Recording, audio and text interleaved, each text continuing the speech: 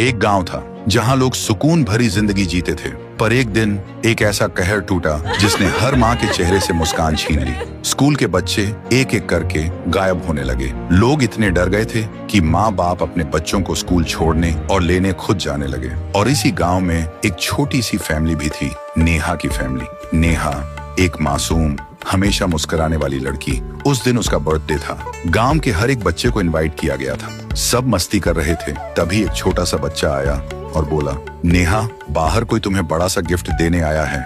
नेहा हंसी और चली गई। काफी टाइम बीत जाता है, सब नेहा का इंतजार कर रहे होते हैं, लेकिन नेहा का कोई अता पता नहीं था। मम्मी ने पापा से पूछा, नेहा अभी तक नहीं आई? पापा बोले, किसी दोस्त से बात कर रही होगी। लेकिन मम्मी का मन नहीं माना और बाहर चली गई नेहा को बुलाने। मम्मी बाहर आकर देखती हैं, दूर दूर तक कुछ नहीं था, बस एक लड़का खड़ा था। मम्मी उस लड़के के पास गई और बोली, इधर कोई बच्चे को देखा?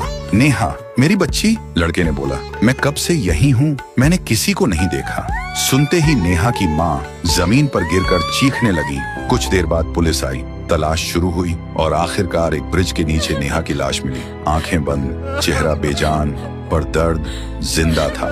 देखते ही देखते लोग इकट्ठा हो गए, लेकिन किसी को नहीं पता था कि किसने किया। एक साल बीत गया, गांव में एक नई फैमिली आई।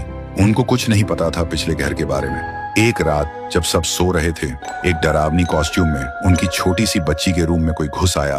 पापा ने आवाज सुनी, भाग के आए और देखा बेटी गायब थी। वो घबराते हुए इधर उधर ढूंढने लगे और तभी एक पुराने घर से चिल्लाने की आवाज आई। पापा तुरंत वहां गए और देखा एक डेस्क पर बेटी बेहोश पड़ी थी और उसके सामने एक छुरी लेकर एक कॉस्ट्यूम में इंसान। पापा चिल्लाए, कौन हो तुम? मेरी बेटी को छोड़ो। और उस इंसान ने अपना कॉस्ट्यूम उतारा। पापा ने देखा वह एक औरत है, उसकी आंखों में बस नफरत थी। पापा ने बोला, तुम ये सब किस लिए कर रही हो? और फिर उसने अपनी कहानी सुनाई। मेरा बेटा सबका मजाक बन चुका था, किसी ने उसे कभी दोस्त नहीं माना। एक दिन उसने खुद को खत्म कर लिया। मैं पागल हो गई थी। मैं हर स्कूल बच्चे से बदला लेने निकली थी, एक एक करके सबको।